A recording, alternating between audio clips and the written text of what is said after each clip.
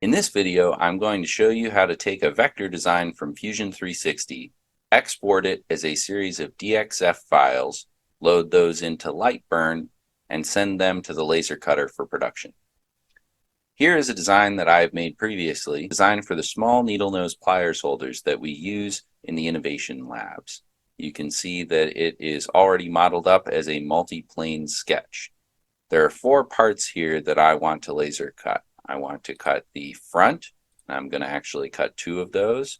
I'm going to cut the side. I'm going to cut 2 of these as well. I'm going to cut 1 of the back and 1 of the bottom. So the first thing I'm going to do is I'm going to right-click on the front sketch and hit Save as DXF, and I'm going to name it Front. I'm going to choose my folder that I'm going to save it in as Downloads. I'm going to repeat that process with the other 3 sketches, giving them each a name that I can recognize and saving them in my Downloads folder. Now that I have exported my sketches as DXFs, I'm going to upload them to the CD&F file transfer folder to get them onto a lab computer so that I can send them to the laser cutter. I can access the CD&F file transfer folder from the CD&F Tools notebook. If I go to the Shared Folder section of the notebook, I'll see a link to the transfer folder.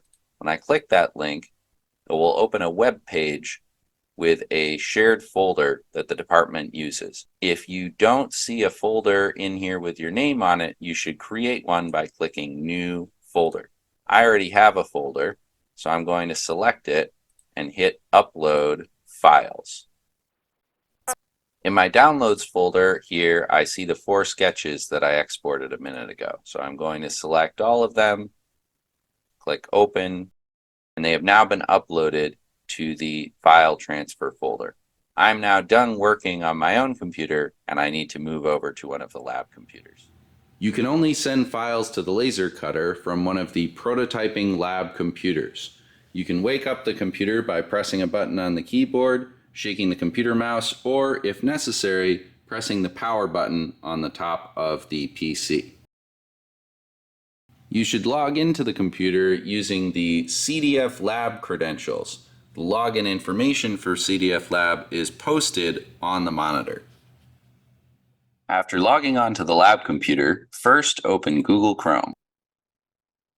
You should automatically be taken to the page for the CD&F department shared drive, but you may need to log in. Once again, you should use the CD&F Lab at GAN Academy credentials. The password for this email account is the password that is posted at the bottom of the screen on the lab computer. Once the shared drive loads, open up your folder and start downloading the DXF files. Unfortunately, you have to download the DXF files one at a time, otherwise the computer will save them all together as a zip file. After all files are downloaded, you can close Google Chrome and open up LightBurn. If LightBurn gives you a message about the license, you can just click OK. If LightBurn asks you to restore a file, you should click No, unless this was your file. After you've loaded LightBurn, you want to import the vector files that you downloaded a minute ago. We can do that with the Import button. Unfortunately, you need to import your designs one at a time. LightBurn cannot tell lines apart, which means if you import multiple files, unfortunately, they will end up stacked on top of each other, and you will not be able to separate them. I have now imported my 4 parts. You may remember that I actually want 2 of these side panels and also 2 of these front panels. I'm copying them by selecting them and then pressing Ctrl-C and Ctrl-V. Now, I could cut out the parts in this configuration, but that would waste a lot of material. Instead, I want to see if I can nest these parts tightly together to save space. We have a variety of tools we can use for that. One tool is the mirror tool. So I'm going to mirror this part horizontally and vertically. And now it's able to tuck together more compactly with its corresponding part. I think I might be able to sneak my front parts above and below this design.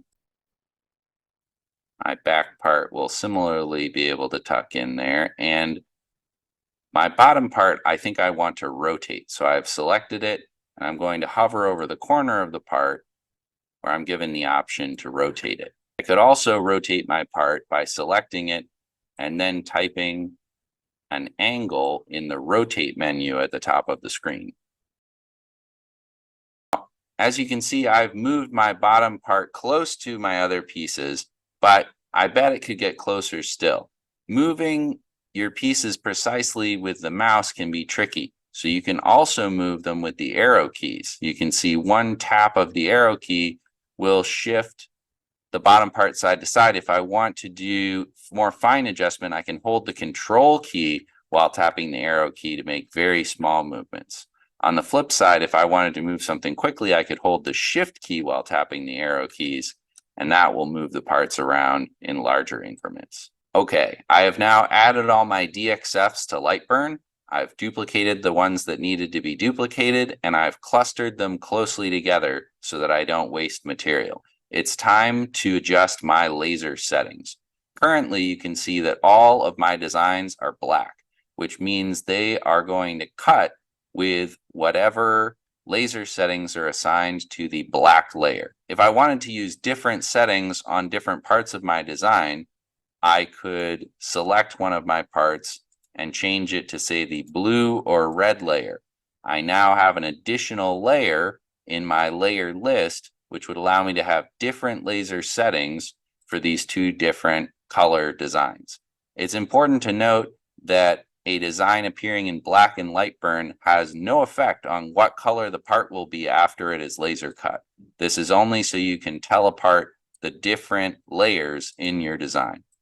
These parts are all designed to be cut out of 1/4-inch plywood, so they should all have the same laser settings. In the lower right corner of LightBurn is our materials library. You can see there are a great deal of materials that we have the option of cutting. By and large, we are going to be cutting cardboard, paper, and most commonly plywood. In our library, this is labeled plywood Baltic birch. I'm going to click the arrow to expand my options. You can see we have multiple thicknesses of plywood available. There's also a no thickness category. This is if we're just engraving something on the surface and not cutting all the way through the material. This design is made for 1/4-inch plywood, which is slightly confusingly called 0.23-inch in this menu. I'm going to expand our 1/4-inch options, and you can see there are a couple of settings. Cut line tabbed parts would mostly cut through the part, but leave some little tabs holding them together. This is not something we want to use right now. Instead, we just want to use the cut line settings. So I'm going to click once to select cut line, and then I'm going to click assign to layer. And if you keep an eye up here on the layers list, you will see the speed and power settings change when I click assign. My parts have now been given the correct laser settings for 1/4-inch plywood. It is very important that you select the appropriate material from the library, otherwise your cut might fail or worse, start a fire in the laser cutter. Before proceeding, we need to take note of a couple of things. First, we need to notice where this green origin point is relative to the rest of our parts.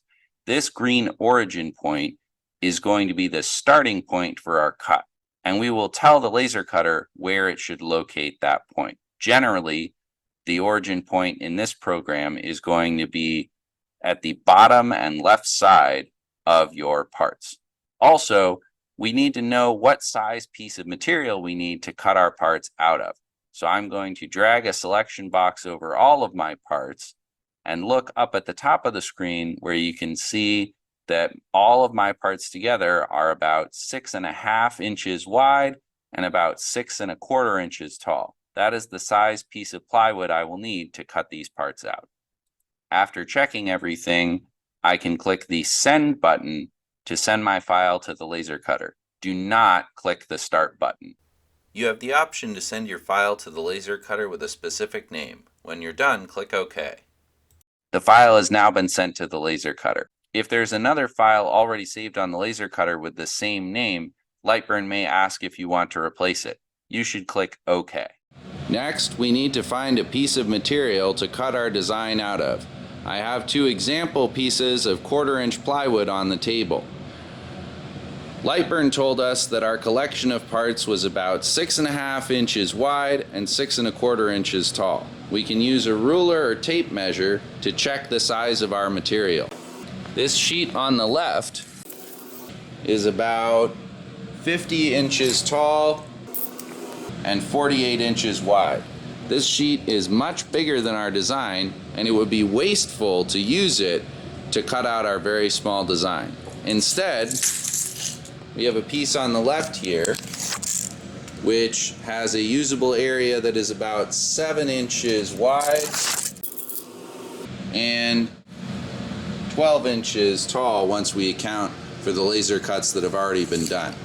This is a great size piece of material for our cuts, and we will not be wasting material if we use it. After walking into the laser cutter room, look to the left and you will see control light switches on the wall. Turn on the switch for the Black Cat laser and the machine should start up automatically. The Black Cat laser has many instructions posted around the machine for how to operate it. You can see a helpful reminder next to the control panel that in order to laser cut, first send a file to the laser cutter, next set the focal length for the laser beam, and finally set an origin point for your cut before starting the machine. Now that the machine has run its startup homing cycle, let's open the top. You can open the machine by grabbing this handle and lifting. The door is heavy at first, but then gas springs help you open it more softly. Right now, the cutting head is all the way at the front left corner of the machine. This might interfere with loading material into the bed, so let's jog the cutting head out of the way. We can move the cutting head with these 4 arrow keys on the control panel. Right now, we're in manual mode, which means that one press on the arrow key will only move the cutting head a very small amount. If we press the button in the middle of the arrow keys, the system switches over to continuous mode.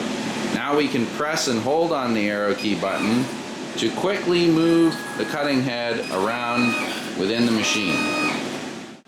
If I look at the laser's control panel, I can see the file name that is currently loaded in the machine.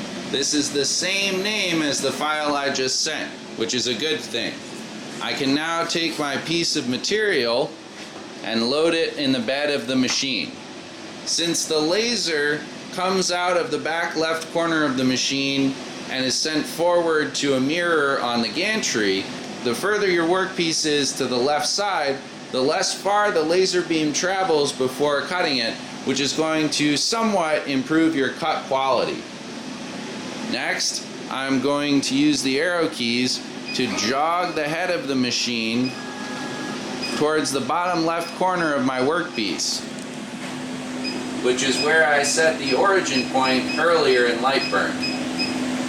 I haven't put this indication laser quite on the corner of the workpiece, but it's very close. This red laser is not the actual cutting laser. This is just a laser pointer to help you align the machine. The actual cutting laser comes out of the center of this nozzle, but don't worry, the laser cutter knows to compensate for the difference in position between these two lasers.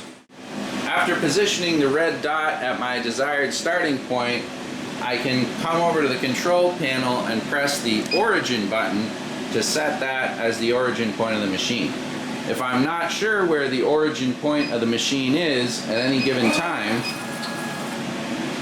I can press the escape button on the control panel and the machine will go back to its current origin. Next, we need to set the focal length of the cutting beam. There is a focal length guide that lives on top of the laser cutter above the control panel. The way to set the focal length is We place the focal length guide on the surface of our material. Then I'm going to grab the bottom of the focusing nozzle with my left hand and loosen the adjustment ring at the top with my right hand. If I am looking down on the machine from above, this ring rotates clockwise to loosen. I now take the focus guide and place it underneath the nozzle. The nozzle should sit on the focus guide, which should be sitting on the top of our cut material. I'm now going to turn the ring clockwise to fix it at this height and remove the focusing guide. Now that I have added my stock material to the laser, set the origin point, and set the focal length, it's time to close the lid and start our cut. You can close the lid by grabbing the handle on the door and pulling down, but be aware that as the door gets close to closing, it will try to slam shut. Be sure to close it gently. Finally, we can press the green start button and the machine will begin cutting. The laser beam fires in the ultraviolet spectrum, which is not visible to the human eye. But as it burns through the wood, it produces a white light. You should not stare at this light for too long, as it can cause damage to your retina. That beep means the laser cutter is done. Let's open the lid and take a look. Our parts look good, and I'm getting a strong smell of burnt wood. But the cutting head is currently in the way, so let's use the arrow keys to move it off the workpiece. I can now remove my parts from the laser, and as you can see, they're just falling apart. Obviously, your cut parts are what you're going to be most excited about, but you need to remove all of the little leftover scraps and put anything you don't want into the trash. Be sure to turn off the laser cutter when you are done. Thanks for watching, and good luck with your laser cutting.